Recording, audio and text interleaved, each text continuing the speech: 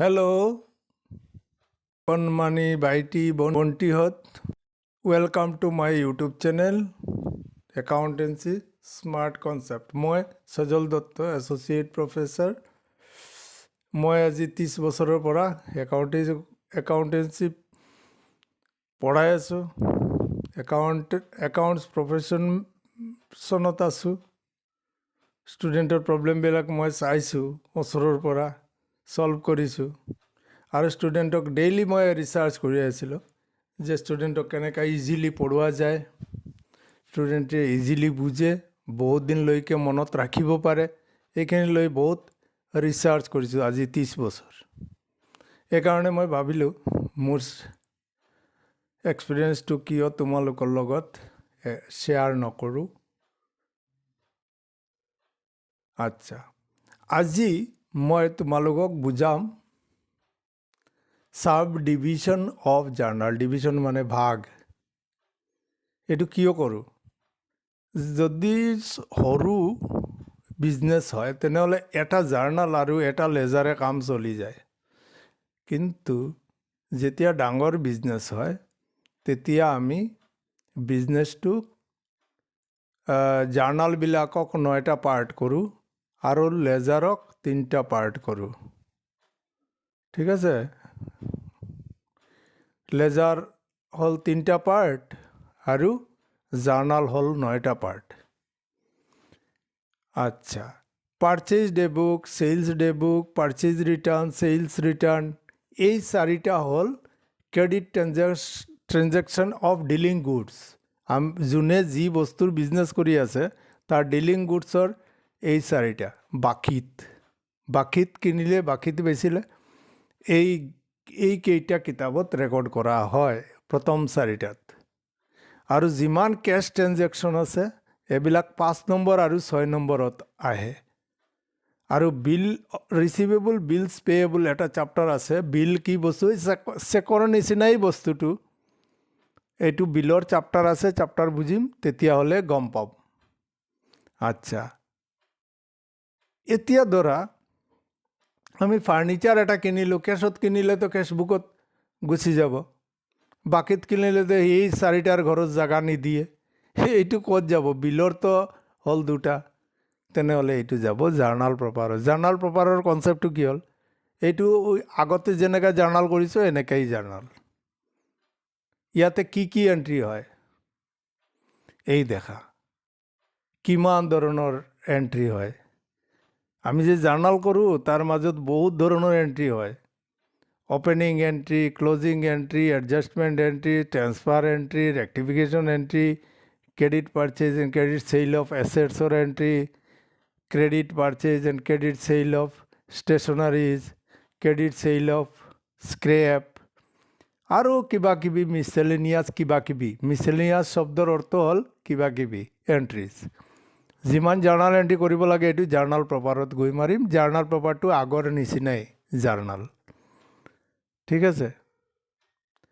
গম পালোঁ আমি যে আমাৰ ডিলিং গুডছ, যি মানুহে যি বস্তুৰ বিজনেছ কৰি আছে, কাপোৰৰ দোকান হ'লে কাপোৰ বাকীত কিনিলে, কাপোৰ চেল কৰিলে, এইবিলাক বাকীত বেচিলে, বাকীত কিনিলে এই 4টা কিতাপত যায়।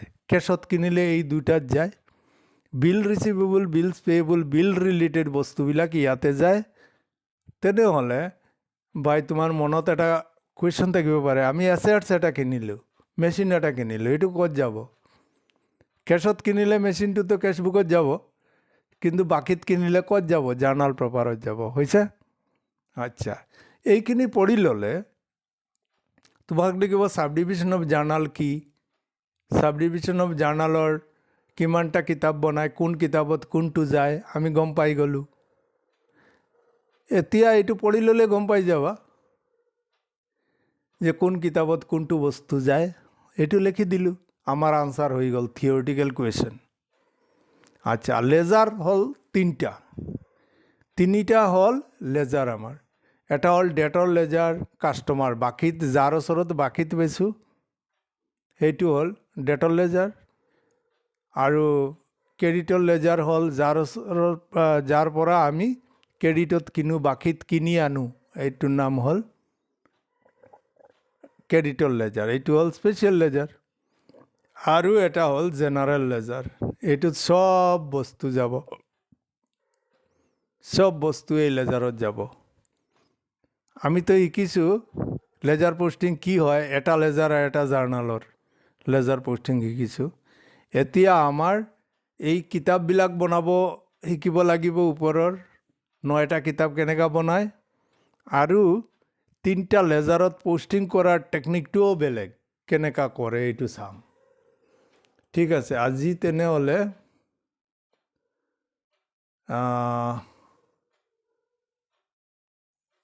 ইন দ্য বুকছ অফ আচ্ছা এপ্লাই জেনাৰেল ৰেজিষ্টাৰ্ড। আচ্ছা, ইয়াতে এটা কথা বুজাই দিওঁ চামটো বুজোৱাৰ আগতে। GST বস্তুটো কি? ধৰা আমি এটা বস্তু কিনিলোঁ 100 টকা দি, এইটোত 18% টেক্স দি কিনি আনিলোঁ, ঠিক আছে। তো হ'ল 118 টকা দি কিনি লৈ আহিলোঁ ঘৰত। ইয়াত আহি প্ৰফিট লগালোঁ, 100 টকাৰ বস্তু কিনিলোঁ, এইটোৰ ওপৰত আৰু 50 টকা প্ৰফিট লগালোঁ, হৈ গ'ল 150 টকা। 150 টকা হৈ গ'ল, এইটোৰ ওপৰত টেক্স 18% হ'লে কিমান হ'ব?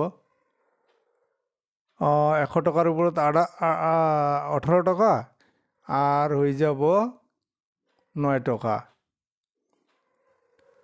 27 টকা। 150-ৰ লগত 27 টকা এড কৰিলে কিমান হ'ব? 177 হৈ গ'ল। এইটো বস্তুটো বেছি দিলা তুমি 177ত, বেছিখিনি তুমি দিছিলা কিমান? 18 টকা। অলৰেডি কিনাৰ টাইমত 18 টকা, এইটো তুমি মাইনাছ কৰি দিব পাৰিবা যদি তুমি ৰেজিষ্টাৰ্ড ডিলাৰ হোৱা। যদি হোৱা তেনেহ'লে তুমি 18 টকাটো পাই যাবা। কেনেকুৱা? 27 টকা হ'ল তোমাৰ এতিয়া চৰকাৰক দিবলগীয়া টোটেল চেল টেক্স GST। এতিয়া তাৰ পৰা তুমি দি আহিছে, কিনাৰ টাইমত কিমান দি আহিছে? 18 টকা, সেইটো বাদ দিয়া। দিয়াৰ পিছত যিটো হ'ব কিমান হ'ব? তুমি টোটেল 177 পাইছা, তাৰ পৰা তোমাৰ 18 টকাটো বাদ দি দিয়া। বাদ দিয়াৰ পিছত হ'ল এক্সট্ৰা তুমি 27 টকা দি আছা, পাই আছা, টোটেল কাষ্টমাৰৰ পৰা পাই আছা তুমি 27 টকা। 27 টকাৰ পৰা তুমি 18 টকা দি আহিছা, সেই 18 টকা বাদ দিয়া। বাদ দি কিনি এতিয়া এক্সট্ৰা কিমান দি আছা? দিবলগীয়া আছা 9 টকা। সেই 9 টকাটো তুমি দি দিয়া চৰকাৰক, হৈ গ'ল। এতিয়া আনৰেজিষ্টাৰ্ড হ'লে কি হ'ব? আনৰেজিষ্টাৰ্ড হ'লে কি হ'ব?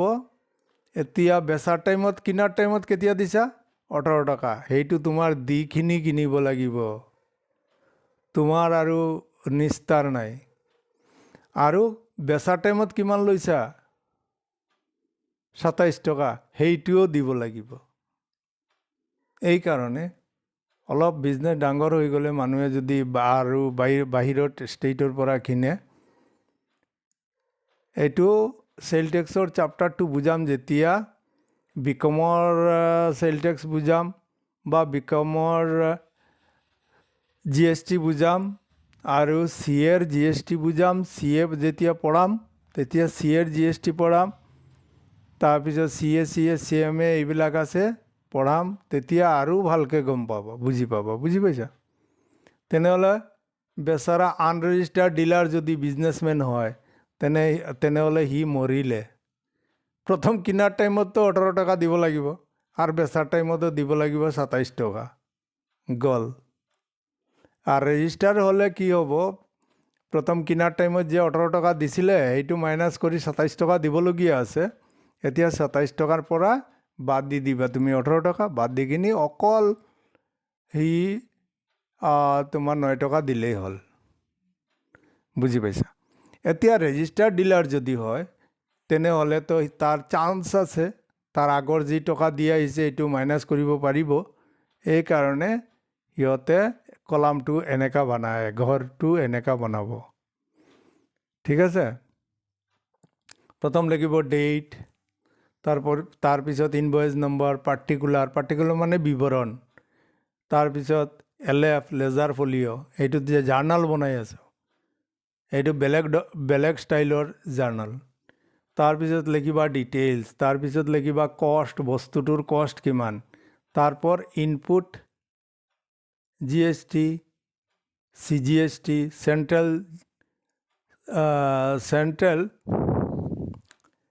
জিএসটি, এসজিএসটি স্টেট গভর্নমেন্টের জিএসটি, আইজিএসটি ইন্টিগ্রেটেড জিএসটি বুলি তিনটা কলাম লিখিবা, তাৰপিছত টোটেল লিখিবা কিমান। আচ্ছা, এতিয়া চাই লওঁ চামটো। 10,000 টকাৰ বস্তু কিনিছে দেখা।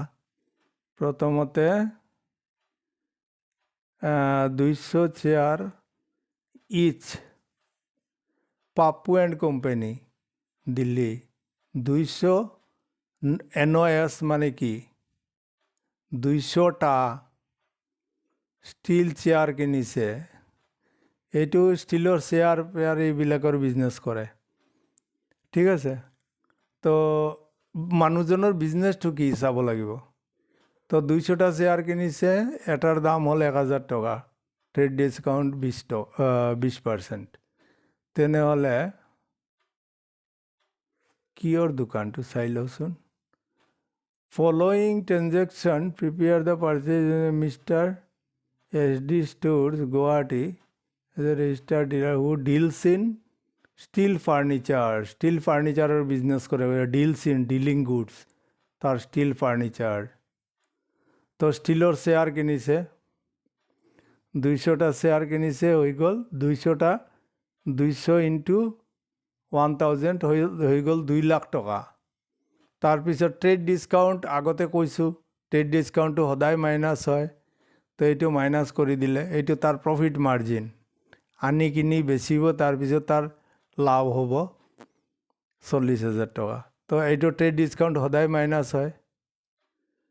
তাৰপিছত লাগি গ'ল IGST, এইটো CGST SGST নাই, IGST লাগি গ'ল। তেনেহ'লে হ'ল বস্তুৰ দাম হ'ল 16,000 টকা আৰু টেক্স লাগি গ'ল ইমান টকা, টোটেল টকা হ'ল ইমান। টেক্স IGST টেক্স লাগিলে 28,800 টকা আৰু টোটেল এমাউণ্ট হ'ল দিবলগীয়া আছোঁ, পাৰ্চেজ ডে বুক বনাই আছোঁ, আমি দিবলগীয়া আছোঁ ইমান। তাৰপিছত কি বস্তু কিনিছে, লেপটপ কিনিছে। লেপটপটো ইউজৰ কাৰণে কিনিছে, এইটো কাৰণে এইটো এছেটছ হ'ব, এইটো নাহে। তাৰপিছত কিনিছোঁ কিমান, বুজি পাইছা? 2 নম্বৰটো কিয় নহ'ল, ইয়াত নাহিব, এইটো যাব জাৰ্নাল প্ৰপাৰত। লেপটপ কিনিছে, আমিতো ষ্টিলৰ দোকান, ষ্টিলৰ দোকানত লেপটপ হ'ব ইউজেবল গুডছ, এছেটছ। এতিয়া হ'ল বট ফ্ৰম পাল ব্ৰাদাৰ্ছ গুৱাহাটী 20 নচ মানে 20টা ষ্টিল টেবল কিনিছোঁ 2,000 কৰি। তেনেহ'লে কিমান হ'ব,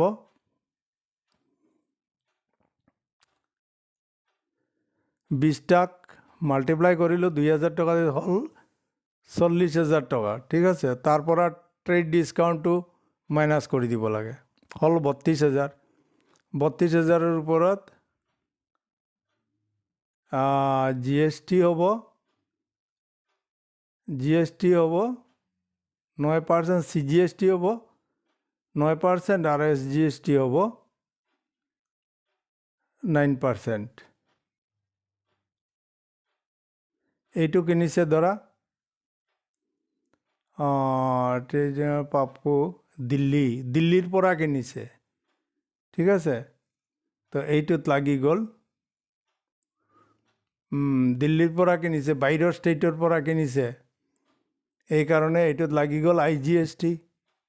আৰু বাহিৰৰ ষ্টেটৰ ওচৰত বেচিলে কি হয়, 2 নম্বৰ 20 ষ্টিল টেবল কিনিছে, এইটোত হ'ব, এইটো গুৱাহাটীৰ পৰা কিনিছে। তো গুৱাহাটীত তোমাৰ কি হ'ব, এইটো ষ্টেট GST এটা হ'ব 18% যে হ'ল, SGST হ'ব ইমান %, আৰু ক'ৰ পৰা কিনিছে এইটো চাব লাগিব, আৰু 9% হ'ল CGST। তো এইটো লিখি দিলোঁ, CGST কিমান, 32,000 টকা বস্তুৰ দাম হ'ল, আৰু CGST হ'ল ইমান 32,000 ওপৰত 2,880 টকা হ'ল CGST আৰু 2,880 টকা হ'ল SGST সমান সমান। কিয় হৈছে এইটো দিল্লীৰ পৰা কিনিছোঁ, বাহিৰৰ ষ্টেটৰ পৰা, ঠিক আছে। এইটোত লাগিলে CGST আৰু এইটোত লাগিলে SGST। তো 37,760 টকা হ'ল আমাৰ টোটেল টেক্স। টোটেল কিমান হ'ল, কোনটো কিমান টেক্স হ'ল, SGST, CGST আৰু IGST হৈ গ'ল। আচ্ছা, আর ট্রানজ্যাকশন এই যে ল্যাপটপর এইটো হল এসেটস। তো এইটো আমি লিখিম জার্নাল প্রপারত। কেনেকা লিখিম, কার পৰা কিনিছোঁ, জাৰ্নাল প্ৰপাৰ বনোৱা নাই মই, এইটো বনাব ক'লে বনাই দিবা। এইটো এই জেনারেল জার্নাল যেনেকা বনাও এনেকাই, খালি ঘৰটো বনাবা, ওপৰত লিখি দিবা জার্নাল প্রপার। এইটো ল্যাপটপ কিনিছোঁ, ক্রেডিট ফর অফিস ইউজ কৈ দিছে এইটো এসেটস। তো bought from Sharma traders Delhi, তেনেহ'লে এইটো হ'ব ল্যাপটপ কিনিছোঁ, ল্যাপটপ হ'ব ডেবিট আর শর্মা ট্রেডার্স হ'ব ক্রেডিট। আর IGST লাগিব এইটোত। IGST কিমান পাৰ্চেণ্ট হ'ল, 18%। আচ্ছা, আৰু এটা কথা আছে ইয়াৰ মাজত, ইনপুট GST। ইনপুট GST মানে আমি যেতিয়া এই বছৰো আছে, জাৰ্নালৰ এণ্ট্ৰিটো বুজাই দিম, তাৰপিছত আৰু ভালকৈ বুজি পাবা। তো পিছত এইটো কৰিছোঁ চেপ্টাৰটো, এইটো আগত লৈ আহিম তোমালোকৰ নেক্সট ক্লাছত বা এৰ পৰৰ ক্লাছত বুজাই দিম। ইনপুট GST আমি কিনাৰ টাইমত যিটো টেক্স দিওঁ এইটোক কয় ইনপুট GST, আৰু বেচাৰ টাইমত যিটো টেক্স লওঁ আমি এইটোক কয় আউটপুট GST। ঠিক আছে। আচ্ছা, এতিয়া হ'ল এই বস্তুটোৱেই এতিয়া আনৰেজিষ্টাৰ্ড হ'লে কি হ'ব। আনৰেজিষ্টাৰ্ড হ'লেতো বেচাৰা হেৰি নাপাব, টেক্স যিমান দি আহিলে ইমান টকাটো তাৰ দিবই লাগিব, দি আহিলে আৰু কলাম চলাম নাই। আনৰেজিষ্টাৰ্ড সি 18% দি আহিলে, এইটো এতিয়া তাৰ কষ্ট হৈ গ'ল। কষ্ট বুজি পাইছা? তাৰ মানে এইটো হ'ল তাৰ খৰচ হৈ গ'ল। কিনাৰ বস্তুটো কিনিছে 2 লাখ টকা দি, 40,000 টকা ট্ৰেড ডিছকাউণ্ট, এইটোতো মাইনাছ পাই গ'ল। আৰু 1,60,000 হ'ল, তাৰ লগত আৰু 28,800 টকা, 800 টকা হৈ গ'ল তাৰ টেক্সটো দি আহিলে, আনৰেজিষ্টাৰ্ড ডিলাৰ আছিলে এইকাৰণে। তো টোটেল বস্তুটোৰ কষ্ট কিমান হ'ল তাৰ? এই টেক্স যে 28,800 টকা দি আহিছে, এইটোতো সি হেৰি কৰিব নোৱাৰিব। এইটো ছেট অফ বুলি কয়, ছেট অফ কথাটো আছে, মানে চেল কৰি যিমান টকা পাব সেইটোৰ পৰা ই মাইনাছ কৰিব নোৱাৰিব এতিয়া 28,000, সেইকাৰণে এইটো তাৰ কষ্ট হ'ল। যেতিয়া বস্তুটো 1,60,000 কিনি আনিছে আৰু 28,000 টকাৰ লগত এড কৰিছে, তেনেহ'লে তাৰ বস্তুটো কমচে কম 1,31,200 টকাতকৈ বেছি বেচিব লাগিব। তেতিয়াহ'লে সি কম্পিটিশ্যনত গৈ বস্তুটো বহুত দামত বেচিব লাগিব। এইকাৰণে এই মানুহজন কম্পিটিশ্যনত বেলেগৰ লগত আগত যাব নোৱাৰিব, এইকাৰণে ৰেজিষ্টাৰ কৰে মানুহে। বস্তুটো যি টেক্সটো দি আহিছে এই টেক্সটো ঘূৰাই পাব যদি ৰেজিষ্টাৰ কৰা থাকে। তো আগৰ নিচিনাই বস্তুটো, ইয়াতে টেক্সৰ কোনো লেঠা নাই, হৈ গ'ল। আৰ 2 নম্বৰটো হ'ল ল্যাপটপ, তাতেও যেনেকা ইয়াতেও এনেকা এন্ট্রি হ'ব। জার্নালর ঘর এটা বনাই লম, আর কম্পিউটার বা laptop account debited to Sharma traders আর টেক্সটোৰ লগত এড কৰি দিম। এড কৰি কিনি টোটেল এমাউণ্ট তাৰ কষ্ট পাইছে হ'ব, কাৰণ সি তোমাৰ হেৰি নাপায়,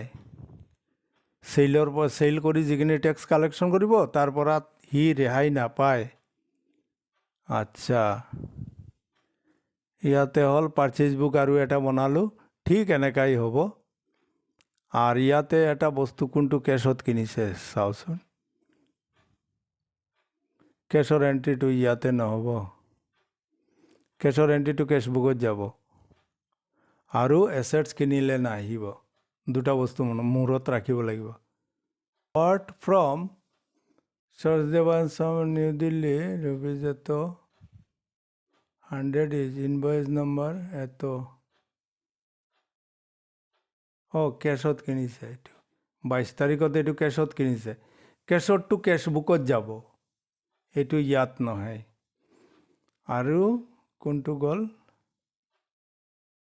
transaction dated 22 তাৰিখৰ এইটো all purchase of dealing goods তো এইটো কেশ বুকত যাব এইটো ডিলিং গুডছ হলেও কেশত কিনিছে তো কাৰণ পাৰচেজ বুকত আমি অকল ক্ৰেডিট যিমান পাৰচেজ কৰিছো এইখিনি লিখিম তো কিমান টকাৰ কিনিছো এইটো দি দিলো তো তিনটা কেইটা ট্ৰানজেকচন হল এটা দুটা তিনিটাৰ মাজত এটা হল কেশ ট্ৰানজেকচন বাকি দুটা হল ক্ৰেডিট ট্ৰানজেকচন